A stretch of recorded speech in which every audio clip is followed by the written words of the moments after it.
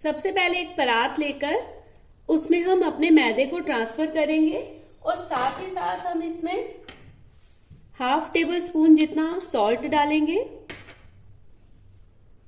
और half table spoon जितनी हम अजवाइन डालेंगे। साथ ही साथ यहाँ पे मैं 1 टेबल स्पून जितनी कसूरी मेथी डाल रही हूँ। इसको मिक्स करने के बाद हम थोड़ा थोड़ा करके इसमें मोयन ऐड करेंगे।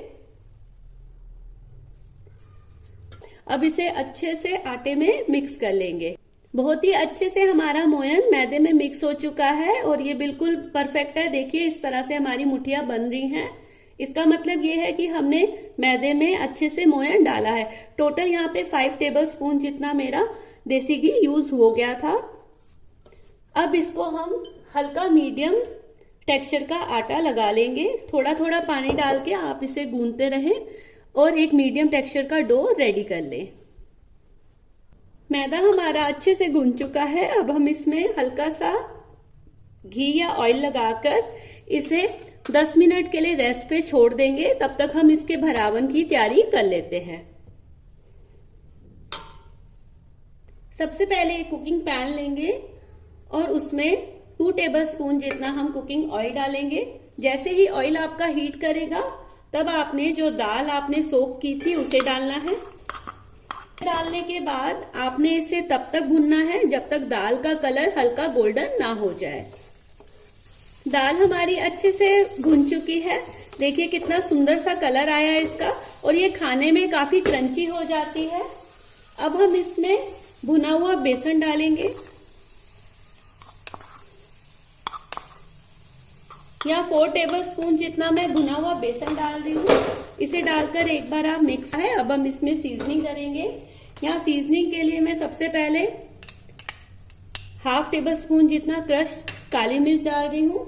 साथ ही साथ हाफ टेबल स्पून जितना मैं सॉल्ट ऐड कर रही हूँ। आधा चम्मच सॉल्ट हमने आटे में भी डाला था तो उसी हिसाब से आप डालें। साथ ही साथ हाफ टेबल स्पून जितना मैं आमचूर पाउडर डाल रही हूँ।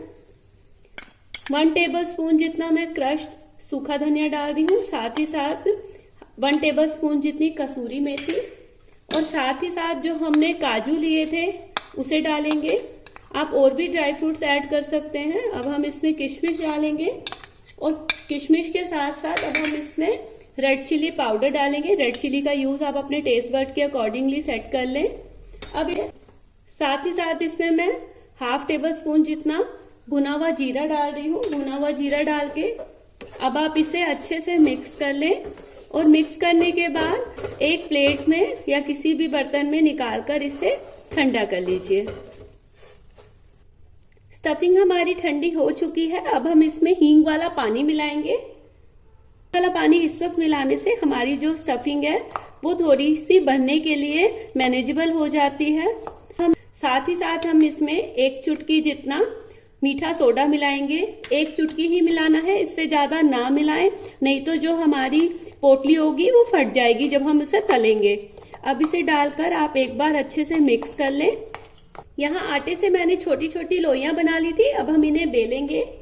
हल्का सा आप चकले पे ऑयल लगा लीजिए और फिर एक एक लोई लेकर आपने हल्के हाथ से इन्हें बेलना है। इनको बहुत पतला नहीं करना है, हल्का मोटा ही रखना है। देखिए इस साइज की इसकी मोटाई इतनी ही रहेगी, बिल्कुल पतला नहीं बेलना है, हल्का हमने मोटा ही रखना है। देखिए इस तरह से हमने पूड़ियों को बेल लिया था। अब जिस ढंग से मैं बता रही हूँ आप उसी ढंग से एक पूड़ी को लें और इसे इस तरह से हाथ के सहायता से मोड़ लें। अब हम इसमें थोड़ी सी स्टफिंग डालेंगे। ज्यादा स्टफिंग नहीं भरनी है, हमें थोड़ी ही स्टफिंग भरनी है।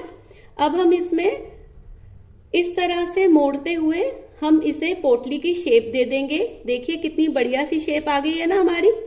आप भी इस ढंग से अपनी पोटलियों को शेप दे दें, या आपको अगर कोई और शेप पसंद हो तो आप उस शेप के अकॉर्डिंगली भी अपनी पोटलियों को रेडी कर सकते हैं। देखिए इस ढंग से हमने अपनी सभी पोटलियों को रेडी कर लिया है। अब हम इन्हें फ्राई करेंगे। ऑयल हमारा गर्म हो चुका है। इसका एक एक करके अपनी सभी पोटलियों को आप ट्रांसफर करें और डालते के साथ ही आपने हिलाना नहीं है। 5 मिनट इसे यूं ही पड़े रहने देना है ऑयल में। अब आप इसे लो फ्लेम पर फ्राई कर लीजिए। देखिए क्या बढ़िया ढंग से हमारी जो पोटली है वो फ्राई हो चुकी है। बस इसमें एक बात का आपको जरूर ध्यान रखना है कि जब आप इन्हें फ्राई करेंगे तो गैस का जो फ्लेम है वो स्लो ही रखना है। अगर आप स्लो फ्लेम पर नहीं तलेंगे तो ये सौगी हो जाएंगी और बिल्कुल भी इन पे क्रिस्प नहीं रहेगा। तो बस इसी बात का ध्यान रखना है ताकि इतनी जो आपने मेहनत की है वो सफल हो जाए। तो चलिए अब हम इसकी प्लेटिंग करते हैं। तो लीजिए, रेडी है बहुत ही टेस्टी एंड क्रिस्पी चटपटी पोटली। इसे आप गर्मा गर्म भी सर्व कर सकते हैं और इसे स्टोर करके 15 से 20 दिन तक भी आप रख सकते हैं।